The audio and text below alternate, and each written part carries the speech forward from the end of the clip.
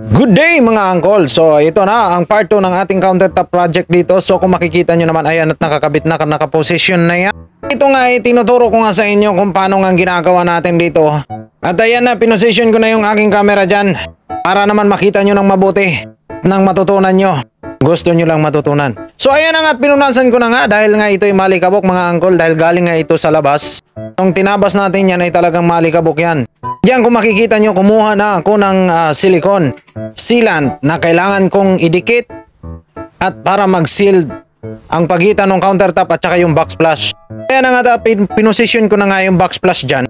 Ito talaga sa trabaho na to talaga mga uncle, talagang sasakit talaga ang katawan nyo rito. Sobrang bigat nga nitong trabahong ito. Talagang sasakit at sasakit talaga yung katawan nyo. Ang saglap pa nito ay wala namang alaksan FR dito sa Amerika mga uncle, dahil bawal nga yan sila dito. At lang talaga dito sa sakit ng katawan pagkatapos ko nitong gawin ay talagang kailangan ko lang matulog.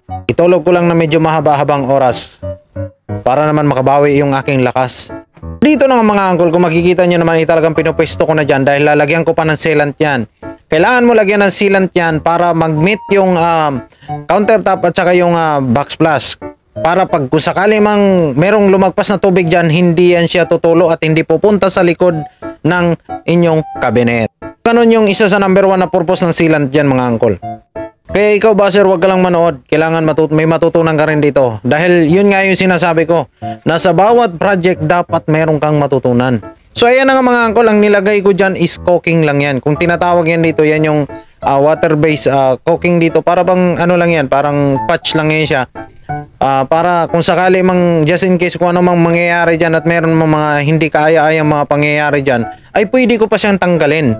Hindi kagaya nung ginagawa nung iba, talaga nilalagyan nila ng glue, kapag tinanggal mo, basag-basag na. Ito talaga mapapakinabangan mo pa. Ganun tayo kung dumiskarte ng trabaho. Double purpose kumbaga. Kaya dito nga sa punto na to, kung makikita nyo, nakakabit na yan. Dito nga mga uncle, so pinapakita ko nga sa inyo dito kung ano yung ginamit kong gripo dito. So ang ginamit kong gripo dito, yung meron siyang hatak-hatak, meron siyang hose, so ewan ko kung anong tamang term doon. So ganun nga yun, ang ginamit kong gripo dito dahil para naman ma-spread nila yung kalat ng tubig, dahil nga gawa ng malalim itong sink na ginagamit natin. So kung makikita nyo naman, at makikita nyo rin si uncle dyan. Ayan na nga yung gripo mga uncle, napakagandang gripo. At kasama nga yung soft dispenser dyan. Nakuha ko lang yan ng $88.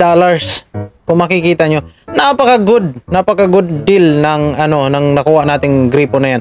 Dahil ako meron din akong kusa para maghanap ng mura, para naman makamura yung management. Kumbaga, kung makikita nyo, ayan na, nakumpleto na. Nakabit na lahat, pulido yan, na-sealed na natin lahat yon, yung gilid ng sink na yan. Kung makikita nyo, meron siyang makintab, yun yung silicone, clear yung ginamit ko. At para hindi naman tayo ma-bash na naman ng baka mamaya pag ginamitan mo ng puti yan, kakalat yan dyan. Alam mo naman yung mga basher natin, palagi lang naghahanap ng mali yan. So hindi pa talaga yan yung finish talaga na kasi nga yung cabinet is kung makikita nyo naman dyan, wala pang handle, di ba? Pero talaga makikita nyo yan, abangan nyo. Huwag nyong i-skip tong video na to, makikita nyo yan. Binalatan ko yung cabinet na yan, nilagyan ko yan ng crown molding. Kung makikita nyo, abangan nyo sa pinakadulo siya mga uncle.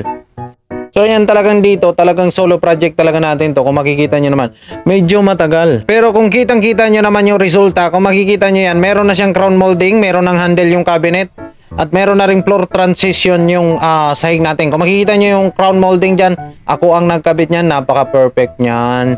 Matagal na natin ginagawa to, kaya dapat sa bawat project natin, sa bawat trabaho natin, talagang kung matatapos man yung trabaho natin, dapat meron tayong bagong natutunan. So kung makikita nyo yan, ayan, yun yung gripo na kinabit natin. Napakaganda kung makikita nyo yan. Napakaswerte ng tenant dito, kailangan niya magbayad ng $2,000 a month.